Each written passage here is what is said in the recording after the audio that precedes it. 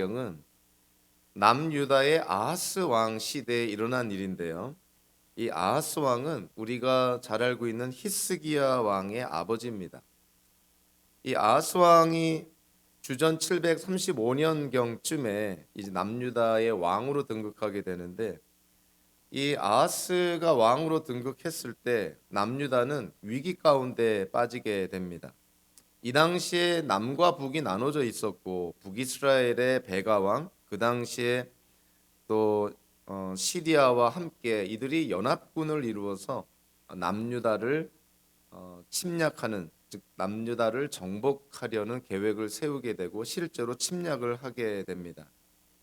역사적으로 이들이 왜 북이스라엘과 시리아가 연합해서 남유다를 침략을 했냐면, 그 당시에 아시리아가 이제 제국으로, 세계 제국으로 등장하는 그런 시기에 놓여 있었고요. 그래서 아시리아가 점점 나라가 팽창하고 주변 나라들을 정복해 가면서 이 유프라테스 강, 즉 북동쪽에 위치한 아시리아가 점점 서쪽으로 진군을 하게 됩니다. 그래서 그 아시리아를 대항하기 위해서 시리아와 북이스라엘이 연합군을 형성하게 되고요. 그리고 그들이 연합군을 형성하면서 남유다도 자기들과 함께 자기들이 구성하고 있는 연합군에 참여하라고 종용을 했던 것이죠. 뭐 예나 지금이나 누구를 막기 위해서 뭐 이렇게 이합 집산들을 많이 하지 않습니까? 그러니까 그 당시에도 아시리아를 대항하기 위해서 시리아와 북이스라엘이 연합을 했는데, 남유다도 우리의 연합군에 참여하라고 종용을 했는데, 그 당시에 남유다가 그 제안을 거절을 하게 됩니다. 그래서 이 시리아와 북이스라엘이 아시리아와 대항을 해야 되는데, 그의 후방에 있는, 뒤편에 있는 남유다가 자기네 편이 아니기 때문에 이들은 먼저 남유다를 침략해서 남유다를 정복하려고 했던 것이죠. 그러니까 그 당시에 시리아와 이 북이스라엘의 연합군은 굉장한 힘이 있는 아주 무시무시한 세력의 연합군이라고 볼 수가 있습니다.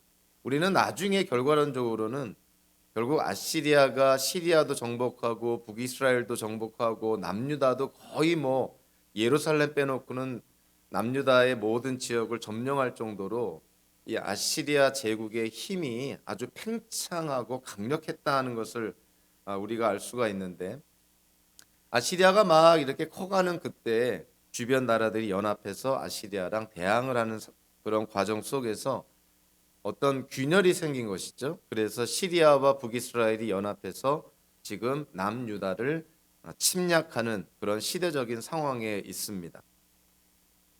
이 남유다의 아하스가 왕으로 있을 때 북이스라엘과 시리아의 연합군이 침략을 받을 때, 그 당시에 남유다에서 활약하고 있는 예언자가 누구였냐면 그 유명한 이사야 예언자였던 것이죠. 그래서 하나님께서 이사야 예언자를 통해서 그 아하스에게 하나님이 격려를 하고 또 하나님께 도움을 청하라 그러고, 하나님은 언제라도 이 아하스가 도움을 청하면 이 남유다를 구원해 줄 그러한 준비가 되어 있었던 것이죠. 그래서 이사야 예언자를 통해서 하나님께서 아하스에게 하나님께 징조를 보여달라 그러고 하나님께 도움을 청하라는 그러한 메시지를 전하게 됩니다. 자, 그런데 이 아하스라는 왕이 하나님 보시기에 아주 악한 왕이었습니다. 이 아하스는 얼마나 악했냐면, 자기의 아들을 우상에게 인신 공양, 즉 제물로 바치기까지 했던 하나님 보시기에 정말 악한 우상 숭배자였던 것이죠. 그래서 시리아와 북이스라엘의 연합군이 이 남유다를 쳐들어오자 하나님께 도움을 청하기보다는 오히려 아시리아에게 기댑니다. 그 당시 아시리아의 디글랏 빌레셀 왕에게 일종의 뇌물을 보내서 이 북이스라엘과 시리아의 연합군을 대신 공격해 달라고, 즉 남유다를 구원해 달라고 그렇게 요청을 하는 것이죠. 그래서 디글랏 빌레셀이 그 요청을 듣고 그 어떤 뇌물을 받고 결국 시리아와 북이스라엘의 연합군을 공격을 해서 결국 시리아는 점령을 시키고 나중에 북이스라엘도 한 10년쯤 뒤에 점령을 하게 됩니다. 그래서 그 당시에 이 아하스 왕이 이 디글랏 빌레셀 왕의 그 도움으로 이 나라를 구하긴 했는데 그 방법이 과정이 하나님께 도움을 청한 것이 아니라 오히려 이방 세력에게 도움을 청했던 것이고, 그리고 아하스는 그러한 영향을 받아서 아시리아의 우상을 남유다에 들여와서 숭배하게 됩니다. 그러니까 참 하나님께서 보시기에 이 아하스라는 왕은 정말 속된 말로 줄을 잘못 쓰는 것이에요. 지금 하나님께 기대고 하나님께 도움을 청해야 될 이 남유다의 지도자가 지금 어차피 역사의 뒤안길로 때가 되면 사라져버릴 아시리아의, 그것도 한 인간인 디글랏 빌레셀이라는 왕에게 도움을 청하고 그의 힘을 의지해서 나라를 구원하려고 하니, 하나님 보시기에는 정말 이 아하스라는 왕이 얼마나 어리석은지 정말 가히 짐작이 되는 것이죠. 어찌 보면 세 가지의 요소가 이렇게 합해져서 남유다를 위협을 합니다. 그러니까 시리아와 북이스라엘의 그런 연합군, 거기에다가 아하스의 그런 어리석음과 악함까지 합해져 가지고 정말 남유다는 정말 풍전등화의 그런 위험 속에, 위기 속에 놓여질 수밖에 없었던 것이죠. 이사야 예언자가 하나님께 말씀을 받고 그 아하스 왕에게 말합니다. 이사야서 7장 10절 12절에 보면 그 이사야 예언자가 하나님의 말씀을 아하스에게 전합니다. 너는 주 너의 하나님에게 징조를 보여달라고 부탁하여라. 저 깊은 곳 소울에 있는 것이든 저 위 높은 곳에 있는 것이든 무엇이든지 보여달라고 하여라. 하나님께 징조를 보여달라는 것은 하나님을 믿지 못하기 때문에 무슨 사인을 보여달라는 것이 아니라, 하나님은 지금 아하스가 요청만 하면, 아하스가 구하기만 하면 남유다를 구원할 수 있는 모든 도움을 하나님이 제공하시겠다는 것이에요. 그래서 아하스 왕에게 하나님께 사인을 보여달라고 그러고 하나님께 도움을 구하라는 것이죠. 그런 이사야 예언자의 말을 들은 아하스가 이사야서 7장 12절에서 이렇게 말합니다. 아닙니다. 저는 징조를 구하지도 않고 주님을 시험하지도 않겠습니다. 언뜻 들으면 굉장히 믿음이 좋은, 믿음이 성숙한 사람처럼 보이지만, 이 말은 한마디로 말하면 이젠 저는 하나님을 의지하지도 않고 하나님께 도움을 청하지도 않겠습니다. 하나님 없이 내 힘으로 하겠습니다. 이것이 아하스의 뜻이었던 것이죠. 거기에 대해서 하나님께서 이사야를 통해서 다음과 같이 말합니다. 우리가 잘 알고 있는 이사야서 7장 13절 14절의 말씀이죠. 그때 이사야가 말하였다. 다윗 왕실은 들으십시오. 다윗 왕실은 백성의 인내를 시험한 것만으로는 부족하여 이제 하나님의 인내까지 시험해야 하겠습니까? 그러므로 주님께서 친히 다윗 왕실에 한 징조를 주실 것입니다. 보십시오. 처녀가 잉태하여 아들을 낳을 것이며 그가 그의 이름을 임마누엘이라고 할 것입니다. 아하스는 하나님께 징조를 구하지 않았지만 그럼에도 불구하고 하나님은 아하스에게 이러한 징조를 보여주시겠다고 말씀을 합니다. 사실 북이스라엘과 시리아가 연합군을 형성을 해서 남유다를 침략을 할 때, 그들의 목적은 뭐였냐면 그냥 남유다를 잘 설득을 해서 자기네들과 한편이 되게 해서 아시리아와 대항하자, 어떤 그러한 목적보다는 사실 그들의 궁극적인 목적은 남유다를 멸망시키는 데 있었습니다.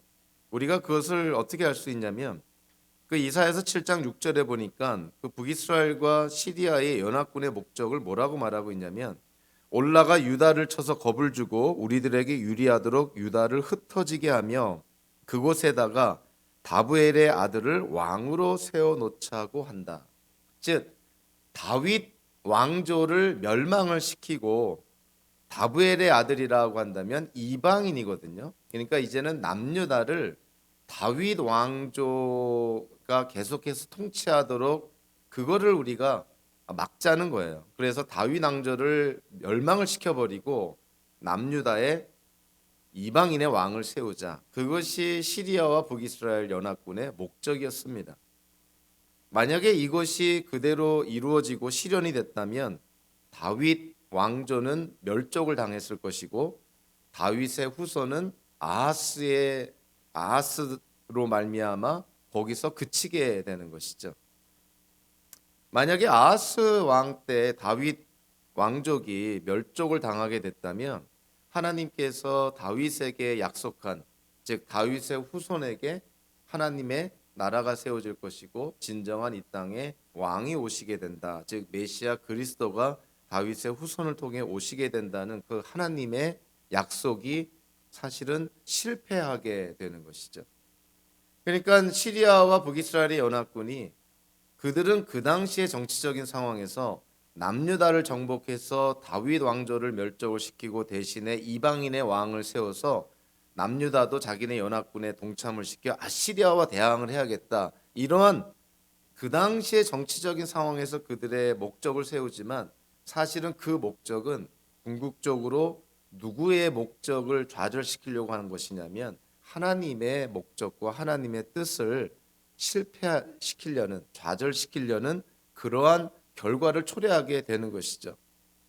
상식적으로 하나님이 가만히 계실 수가 없으신 것이죠. 만약에 남유다가 멸망을 당하고 남유다의 그 다윗의 왕족이 멸족을 당한다면 하나님께서 이 세상을 구원하시려는 메시아와 그리스도가 다윗의 가문을 통해서 태어나게 한다는 그 하나님의 뜻, 또 다윗과 맺은 하나님의 언약이 이루어지고 성취가 될 수 없기 때문에 하나님께서 여기서 간섭을 하시는 것이죠.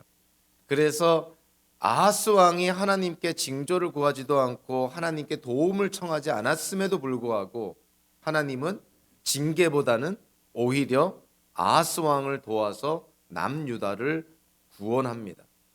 이거는 아하스 왕이 하나님께 뭔가를 잘해서도 아니고 그 당시에 남유다가 하나님께 칭찬받을 그런 세상의 어떤 본이 되는 그러한 어떤 모습을 보여서도 아니고요.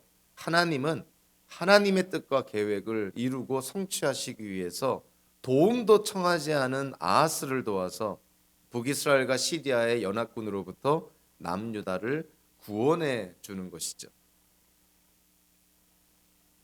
이미 성경은 창세기 3장 15절에서 여자의 그런 자손과 그리고 뱀의 자손이 원수가 된다. 즉 뱀이라는 것은 친구야 성경 전체를 통해서 사탄과 마귀를, 악마를 의미하는 것으로 우리가 쉽게 이해가 되는 것이죠. 그러니까 여자의 자손 즉 예수 그리스도와 그 뱀 즉 사탄은 창세기 3장으로부터 지속적인 다툼과 충돌이 있어 왔다는 것이죠. 사탄과 악마는 하나님의 뜻을 저지하려고 지속적으로 노력을 했고 그때마다 하나님께서는 하나님이 간섭하시고 어떤 때는 기적적인 방법으로 하나님의 뜻이 하나님의 목적이 계속 진행이 되고 이루어질 수 있도록 하나님은 그런 사탄의 계략을 저지시켰던 것이죠. 그래서 요한계시록 12장 4절의 말씀처럼 여기서는 용이라고 상징하고 있는 용이 상징하는 사탄이 여자가 낳는 아기 즉 교회가 낳는 메시아 그리스도를 삼키려고 집어삼키려고 지금 계속 노려보고 있다. 즉 세계 역사 속에서 사탄이 지속적으로 하나님의 뜻을 저지하려는 그러한 노력을 이렇게 상징적으로 요한계시록에서는 묘사하고 있습니다. 이사야 때 아하스 왕의 그런 어처구니 없는 어리석음과 악함에도 불구하고 하나님은 하나님의 뜻을 이루고 성취하시려고 남유다를 결국은 구원해 주시는 것이죠.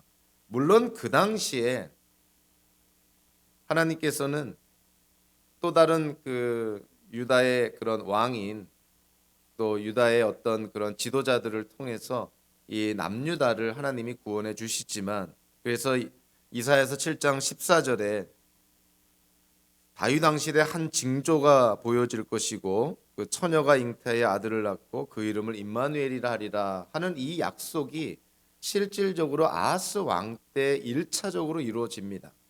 하나님이 남유다를 구원해 주시는 것이죠.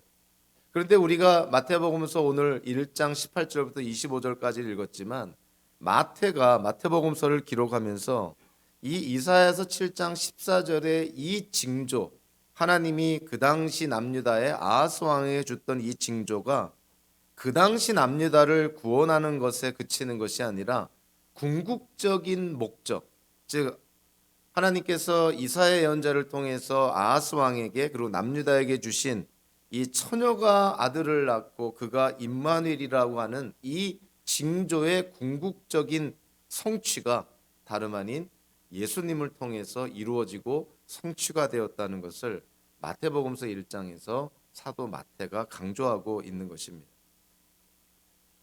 예수님의 탄생으로 말미암아 이사야 예언자를 통해서 하나님이 주신 그 약속이 이루어지고 성취가 되었다는 것이죠. 우리는 구약의 그 적지 않은 예언들이요, 1차적인 성취로 끝나는 것이 아니라 마치 높은 정상에서 멀리 있는 산들을 바라보면 여러 봉우리들이 이렇게 겹쳐져 있는 것을 보게 되는데, 하나의 봉우리인 줄 알았는데 거기에 가까이 가면 그 뒤에 또 다른 정상이 있고 그 뒤에 또 다른 봉우리가 있다는 것을 발견하게 되는 것처럼, 예언자를 통해서 구약에 주신 그 하나님의 예언은 1차적인 그 당시의 상황 속에 이루어지는 1차적인 성취로 끝나는 것이 아니라 사실은 예수 그리스도로 말미암아 어떤 때는 종말론적으로 궁극적인 그런 성취가 일어나는 것을 우리가 보게 됩니다. 이사야서 7장 14절에 그 하나님께서 남유다를 구원하시는 것으로 그 이사야의 예언이 1차적으로 성취가 됐지만 그 이사야의 예언의 궁극적인 성취는 다름 아닌 예수 그리스도로 말미암아 이루어지고 성취가 되었다는 것을 우리가 이사야서와 마태복음서를 통해서 우리가 쉽게 깨닫게 되는 것이죠.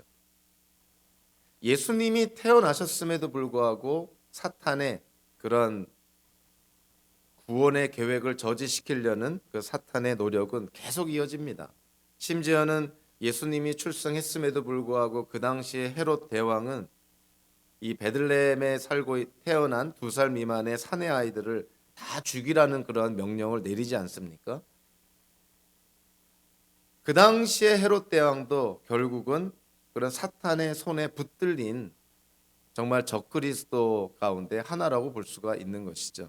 그래서 헤롯 대왕을 통해서 사탄은 태어난 메시아를 죽이려고 했지만 그 당시에 요셉과 마리아 그리고 예수님은 이미 이집트로 피신한 상태였던 것이죠.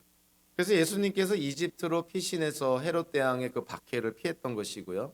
나중에 헤롯 대왕이 죽었다는 소식을 듣고 다시 가나안 땅으로 돌아오게 되는데 예루살렘으로 돌아가지 못하고 그 헤롯 대왕의 그 아들이 또 남유다를 다스리고 있으니 그로 말미암아 또 어떤 위협과 박해가 있으니 예수님은 예루살렘 대신에 나사렛으로 돌아가시는 것이죠. 그래서 이집트에서 나사렛으로 가서 예수님의 성장은 나사렛이라는 성읍에서 이루어집니다. 그래서 우리가 예수님을 표현할 때 나사렛 예수라고 표현하잖아요. 예수님은 베들레헴에서 태어나셨다가 이집트로 피신하셨다가 나중에 갈릴리 지역의 나사렛이라는 지역에서 성장을 하게 됩니다. 그래서 나중에 예수님의 어떤 공생애, 즉 퍼블릭 미니스트리 주된 그 지역적인 배경이 바로 갈릴리 지역인 것이, 예수님의 성장 배경이 갈릴리 지역의 나사렛 성읍이었던 것이죠. 이사야 때나 헤롯 대왕 때나 사탄은 예수님의 탄생을 막으려고 또 탄생하신 예수님을 죽이려고 사탄은 무던히도 노력을 합니다. 그러나 하나님께서 그 모든 사탄의 노력과 사탄의 계획들을 다 저지시키시고 결국은 이 땅에 예수님을 탄생하게 하시고 예수님을 지켜주시고 그리고 그 예수 그리스도로 말미암아 하나님이 계획하신 인류의 구원과 세상의 그리고 우주의 온전한 회복을 궁극적으로 하나님은 이루고 성취하시는 것이죠. 특별히 오늘 그 본문과 오늘 본문의 그 이사야서의 본문과 이 마태복음서의 본문을 우리가 좀 견주어 보면서 좀 언어적으로 좀 이해할 필요가 있습니다. 이사야서 7장 14절에서 그러므로 주님께서 친히 다윗 왕실에 한 징조를 주실 것입니다. 보십시오. 처녀가 잉태하여 아들을 낳을 것이며, 이 처녀라고 그 번역된 히브리어 알마라는 단어는 처녀라는 뜻 말고도 젊은 여자라고도 번역할 수가 있습니다. 그래서 혹자는 그 이사야서 7장 14절에 여기서 징조로 보여준, 즉 하나님께서 약속한 이 예언의 말씀에 처녀라고 번역할 것이 아니라 젊은 여자라고 번역해야 되지 않겠느냐, 꼭 동정녀 탄생을 의미하는 것은 아니지 않느냐, 이런 어떤 주장을 피기도 합니다. 히브리어로 쓰여진 구약 성경을 헬라어로 번역을 하면서 70인역이라는 헬라어 구약 성경을 만들 때 이사야서 74장에 이 처녀 혹은 젊은 여자라고 번역이 될 수 있는 히브리어 알마를 어떤 헬라어로 번역을 하냐면요, 파르테노스라는 헬라어로 번역을 하는데, 이 파르테노스라는 헬라어의 뜻이 뭐냐면은 동정녀라는 뜻이에요. 그러니까 히브리어로 쓰여진 구약 성경을 이제 헬라 문화권에 있는 그 유대인들에게 헬라어로 쓰여진 구약 성경을 이제 그 구약 성경을 제작하기 위해서 히브리어로 쓰여진 구약 성경을 헬라어로 번역을 할 때 이 알마라는 히브리어, 처녀나 젊은 여자라고 번역이 될 수 있는 이 히브리어를 파르테노스라는 헬라어로 번역을 하는데, 이 파르테노스라는 헬라어가 동정녀라는 뜻이라는 것이죠. 그러니까 유대인들이, 이스라엘 사람들이 구약의 이사야서 7장 14절에 처녀가 알마가 잉태하여 아들을 낳을 것이라고 했을 때 그 알마를 젊은 여자로 이해한 것이 아니라 동정녀로 이해를 했다는 것이에요. 그래서 그 히브리어를 헬라어로 번역을 할 때 동정녀라는 뜻을 갖고 있는 파르테노스라는 그 헬라어를 사용을 해서 그 이사야서 7장 14절을 번역한 것입니다. 그래서 그 헬라어로 번역한 그 이사야서 7장 14절을 자 오늘 보면 마태복음 1장 23절에서 그대로 이용을 하고 있는 것이죠. 인용을 하고 있는 것이죠. 그래서 마태복음 1장 23절에서 이렇게 말하지 않습니까? 보아라, 동정녀가 잉태하여. 우리 이사야서 7장 14절에서는 처녀가 잉태하여 이렇게 말했는데, 우리 마태복음 1장 23절에서는 동정녀가 잉태하여라고 말하고 있습니다. 그만큼 그 의미가 정확하게 지금 전달이 되고 있는 것이죠. 그래서 세번역에서도 이 70인역의 헬라어로 번역한 이사야서 7장 14절의 말씀을 그대로 인용을 해서 동정녀라고 여기서 표현한 것이죠. 그러니까 성경의 신구약 성경을 관통하는 그 하나님의 뜻을 정확하게 이해해서 번역했다고 볼 수가 있습니다.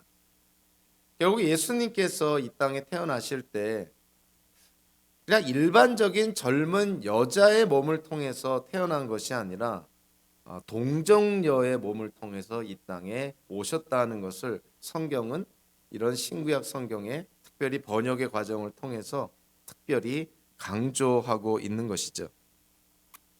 마태복음서 1장 18절에서 그의 어머니 마리아가 요셉과 약혼하고 나서 이렇게 말합니다.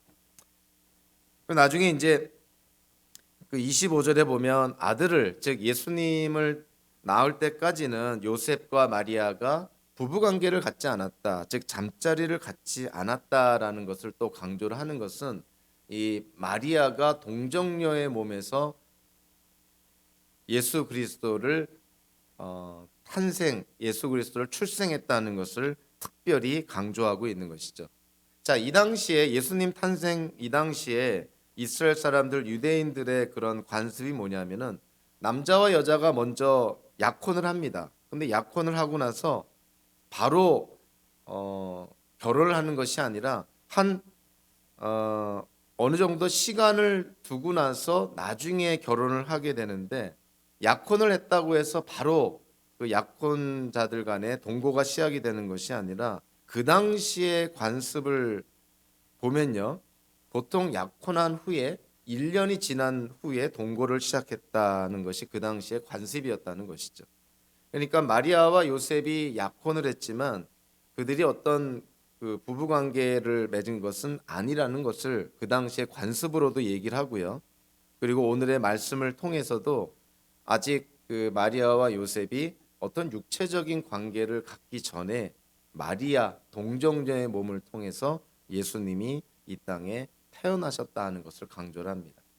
그래서 이사야서 7장 14절과 또 70인명의 헬라어로 쓰여진 구약 성경과 오늘 마태복음서 1장 23절의 말씀, 이런 말씀들을 이렇게 우리가 한꺼번에 아우르면서 바라보면 정말 예수님께서 정말 동정녀의 몸으로 남자를 알지 못했던 동정녀의 그런 마리아의 몸을 통해서 예수님이 탄생했다는 것을 성경이 특별히 강조하고 있다는 것을 우리가 깨닫게 되는 것이죠. 신학교에서 제가 아는 교수님이 강조한 것처럼 기독교 교리 가운데서 3대 미스테리가 있는데 이 3대 미스테리라는 것은 인간의 이성과 논리로는 이해를 할 수 없는 정말 신비한 부분이라는 것이죠. 그 3대 미스테리 가운데 하나가 바로 예수님의 동정녀 탄생입니다. 즉 예수님의 성육신이라는 것이죠. 하나님이 어떻게 인간이 되실 수가 있을까? 하나님이 어떻게 동정녀 마리아의 몸을 통해서 이 땅에 태어나실 수 있을까? 이거는 인간의 이성과 논리로 우리의 상식과 경험으로는 도무지 이해할 수 없는 신비한 부분이라는 것이죠. 그래서 우리는 성경에서 하나님께서 우리에게 말씀하시는 내용 가운데서는 우리가 우리의 이성과 상식으로 경험으로 또 이런저런 우리의 노력과 또 우리의 수고로 우리가 이해할 수 있는 부분들이 굉장히 많지만 그럼에도 불구하고 믿음으로 우리가 수용해야 될 신비한 부분들도 분명히 있습니다. 그래서 예수님의 성육신 동정녀 탄생이라든가 예수라는 한 인격체 안에 신성과 인성이 즉 하나님 되심과 사람 되심이 어떻게 공존할 수 있을까? 그리고 성경 전체에 걸쳐 나타나는 성경 해석의 양대 산맥이라 할 수 있는 하나님의 주권과 인간의 책임 간의 그 신비한 관계는 정말 우리의 인간의 이성과 논리로는 정말 이해할 수 없는, 해결할 수 없는 그러한 신비한 부분, 즉 우리의 믿음이 요구되는 부분들이 성경에도 분명히 있는데 그 중에 하나가 바로 예수님의 성육신 사건, 즉 동정녀를 통해서 예수님이 이 땅에 태어나신 것입니다. 예수님께서 이 땅에 오신 것을 우리는 오늘 특별히 마태복음서의 말씀을 통해서 세 가지의 의미를 찾아볼 수가 있습니다. 예수님의 탄생은 어떠한 의미가 있는 것인가? 우리가 예수 그리스도를 믿음으로 구원과 영생을 약속받고 우리가 이 땅에 이제는 세상에 속한 자가 아니라 하나님 나라의 백성으로 하나님 나라의 시민권자를 가진 자로 우리가 이 땅을 살아가고 더 나아가 이제는 우리가 하나님의 자녀로 이 땅을 살아가고 있다는 것을 성경은 강조합니다. 예수님의 탄생은 우리에게 어떠한 의미가 있을까요? 먼저 오늘 보면 마태복음서 1장 20절에 보면 다윗의 자손 요셉아 두려워하지 말고 마리아를 내 아내로 맞아들여라. 그 태중에 있는 아기는 성령으로 말미암은 것이다. 예수 그리스도의 잉태 그리고 예수 그리스도의 탄생은 하나님의 역사라는 것을 마리아가 예수님을 잉태할 때 그의 약혼남인 요셉과의 어떤 육체적인 관계를 통해서 예수님을 잉태한 것이 아니라 성령으로 말미암았다. 즉 성육신, 성령으로 말미암아 마리아가 예수님을 잉태하였다. 결국 예수님의 탄생은 이거는 인간의 노력이나 어떤 부부가 원해서 아기가 탄생하는 것이 아니라 하나님의 약속의 성취라는 것이에요.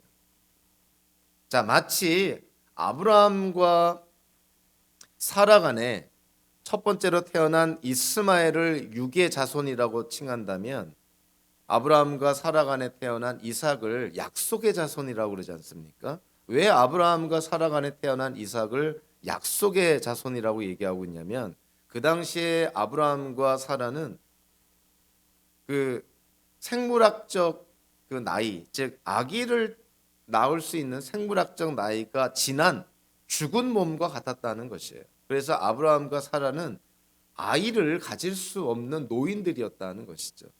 근데 하나님께서 아브라함에게 한 약속, 그 언약을 지키시기 위해서 하나님이 간섭하셔서 기적적으로 아브라함과 사라 간에 이삭을 태어나게 합니다. 그래서 이삭은 이스마엘처럼 그냥 인간의 생각, 인간의 어떤 뜻으로 태어난 아들이 아니라 정말 하나님이 간섭해서 기적적으로 하나님의 약속의 성취로 태어난 아들이 이삭이라는 것이죠. 그래서 이삭을 육의 자손이 아니라 육신의 자손이 아니라 약속의 자손이라고 칭합니다. 마찬가지로 예수님도 마리아와 요셉과의 관계를 통해서 예수님이 태어나신 것이 아니라 마리아가 성령으로 잉태하여 동정녀 몸으로 예수님을 출생을 하니 예수님의 탄생은 하나님의 약속의 성취라는 것이죠. 그저 인간들의 부부관계, 인간들의 어떤 부부간의 어떤 계획에 의해서 예수님이 탄생하는 것이 아니라 하나님께서 인류의 구원을 위해서 메시아를 이 땅에 보내시겠다는 그 하나님의 약속이 이루어지고 성취가 되었다는 것이죠. 그래서 히브리어 메시아는요, 그거를 헬라어로 번역을 하면 그리스도가 됩니다. 그리고 메시아의 그 문자적인 의미는 기름 부음 받은 자라는 뜻이에요. 그러니까 예수님께서 기름 부음 받은 자로 하나님의 약속을 성취하는 구원자로 이 땅에 오셨다는 것이죠. 두 번째로 예수님의 탄생이 우리에게 또 주는 의미가 뭐냐면 21절에 보면 마리아가 아들을 낳을 것이니 너는 그 이름을 예수라고 하여라. 그가 자기 백성을 그들의 죄에서 구원하실 것이다. 자, 여기서도 이 예수라는 이름, 즉 헬라어죠. 이 예수라는 그 헬라어가 사실은 어떤 히브리어를 그냥 그대로 음역을 한 거냐면 구약의 여호수아라는 히브리어를 헬라어로 그대로 음역을 하면 예수가 됩니다. 그러면 여호수아라는 히브리어의 문자적인 의미가 뭐냐면은 구원자라는 뜻이에요. 그러니까 예수라는 이름 안에 이미 세이비어, 구원자라는 뜻이 담겨져 있는 것입니다.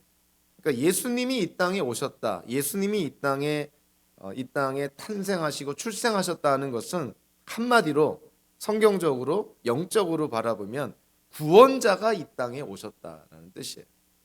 인류를 구원하실 분, 이 세상을 구원하실 분, 온 우주를 구원하실 구원자가 이 땅에 오셨다는 것이 바로 예수님의 탄생이 우리에게 주는 의미라는 것이죠.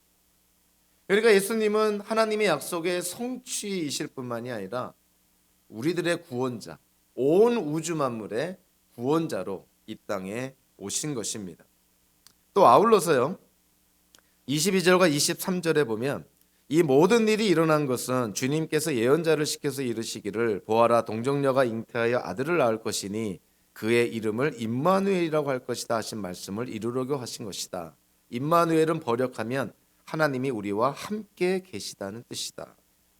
예수님의 탄생이 우리에게 주는 또 다른 의미는 하나님이 우리와 함께 하신다는 것이에요. 하나님의 초월성만을 인정을 해서 마치 이슬람교나 저 여호와의 증인 같은 이단들이나 그들이 유대교나 이들이 하나님에 대한 이해는 하나님은 초월하신 분이어서 이 세상이 간섭하지 않고 저 멀리 어딘가에 계시다라는 것이에요. 그냥 멀리 어딘가에서 이 세상에 일어난 일들을 그냥 바라만 보고 관망을 하시는 분이지 실제로 이 역사 속에 간섭하시고 개입하시고 우리의 삶을 관심 있게 보시고 어떤 때는 또 우리의 삶 속에도 들어오시는 그러한 하나님이 아니라는 것이에요. 그것이 이제 유대교나 여호와의 증인이나 뭐 이런 이슬람교나 그들이 갖고 있는 신관입니다. 그러나 성경에서 말하는 하나님은 물론 이 세상을 창조하신 초월하신 하나님이시기도 하지만 하나님은 우리의 역사 속에 개입하시는 분이시고요. 우리의 인생을 간섭하시는 분이시고 결국 이 모든 세상 역사의 주인이 되시는 분이 하나님이심을, 즉 초월하시는 하나님이실 뿐만이 아니라 우리 가운데 함께 하시는 하나님이심을 성경은 말씀을 합니다. 그것을 가장 대표적으로 증명한 사건이 뭐냐면 바로 예수님의 탄생인 것이죠. 하나님이셨던 예수님이 인간의 몸을 갖고 이 땅에 오신 사건, 하나님이 인간이 되신 사건, 즉 초월하신 하나님이 우리와 함께 하신 사건, 그것이 바로 예수님의 탄생이라는 사건이에요. 그래서 그거를 이사야 예언자가 그리고 마태복음서에서 임마누엘이라는 표현을 씁니다. 그 임마누엘은 물론 히브리어고요. 그 임마누엘은 문자 그대로 God is with us, 하나님이 우리와 함께 하신다는 뜻이에요. 그러니까 예수님이 이 땅에 오셨다는 것은 하나님이 우리와 함께 하시기 위해서 이 땅에 오셨다는 의미예요. 그러니까 예수님의 탄생은 하나님의 약속의 성취일 뿐만이 아니라 우리들의 구원자로 이 땅에 오셨다는 걸 의미할 뿐만이 아니라 하나님이 우리와 함께 하신다는 것을 말씀하는, 그것을 가리키는 대표적인 사건이 바로 예수님의 탄생이라는 것이죠. 신구약 성경 전체를 통해서 하나님의 백성들이, 구약의 구원받은 이스라엘 백성들이나 또 신약의 기독교인들이나 하나님께 받는 최상의 축복 가운데 하나가 바로 하나님이 우리와 함께 하신다는 것이에요. 우리의 이성과 논리를 뛰어넘어서 에베소 1장 4절에서 사도 바울이 고백한 것처럼 세상이 창조되기도 전에 하나님은 우리를 선택하셨다라는 정말 신비한 말씀을 하지 않습니까? 그리고 예수님이 우리 인류를 구원하실 뿐만이 아니라 우리와 함께 하시기 위해서 예수님이 오셨고요. 저와 여러분들이 예수 그리스도를 믿으면 예수님께서 이 땅에 보내신 성령의 인침을 받게 되고, 그리고 성령이 우리 안에 내주하심으로 말미암아 예수님이 우리와 함께 하시는 것이에요. 그래서 우리가 이 땅을 살 때 우리는 결코 혼자가 아니라는 것이죠. 예수님이 우리와 함께 하십니다. 사도 바울이 이 빌립보서에서 말한 것처럼 사람이 죽으면 영과 육이 분리가 되는데 믿는 자들의 영은 어떻게 되냐면 죽는 순간 육과 분리되어서 예수님과 함께 한다는 것이 사도 바울의 고백이었고 사도 바울의 선포였어요. 그러니까 우리 기독교인들은 태어나기 전부터 하나님께 선택받은 자였고 지금 이 시간 성령을 통해서 예수님과 함께 하고요. 그리고 우리가 죽더라도 우리의 영혼은 예수님과 함께 한다는 것이죠. 그러다가 예수님이 이 땅에 다시 오시면 어떻게 됩니까? 우리가 다시 육체적으로 부활해서 마지막 심판을 통해 하나님이 약속한 영생을 우리가 누리게 되는데, 그 영생을 우리가 누구와 함께 하냐면 바로 하나님과 예수님과 함께 한다는 것이, 그것이 요한계시록 마지막에서 우리에게 계시하여 주는 부분입니다. 자, 결국 예수 그리스도를 믿는 기독교인들은 하나님께 받는 최고의 선물이 뭐냐면 하나님이 우리와 함께 하신다는 것이에요.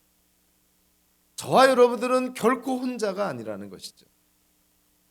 현대의 많은 사람들이 강조하는 것이 뭐냐면 현대인들이 겪는 최악의 병이 바로 외로움이다, 이렇게 얘기를 합니다. 그러나 기독교인들은요, 우리가 물론 상황에 따라서 외로움을 느낄 때가 있지만 우리가 성경적으로 분명히 아셔야 돼요. 기독교인들은 결코 외로워서는 안 되는 사람들이라는 것이죠. 왜냐하면 하나님이 우리와 함께 하시고 예수님이 우리와 함께 하시고 성령께서 우리 안에 계시니 성령의 내주를 통해서 성부, 성자, 성령 삼위일체 하나님이 우리와 함께 하신다는 것이에요. 그래서 우리는 결코 외롭지 않은 사람들이고 결코 외로울 수 없는 사람들이 기독교인이라는 것입니다. 예수님의 탄생은 하나의 기적이었고 기독교의 교리 중에 하나였다는, 그렇게 단순하게 생각할 것이 아닙니다.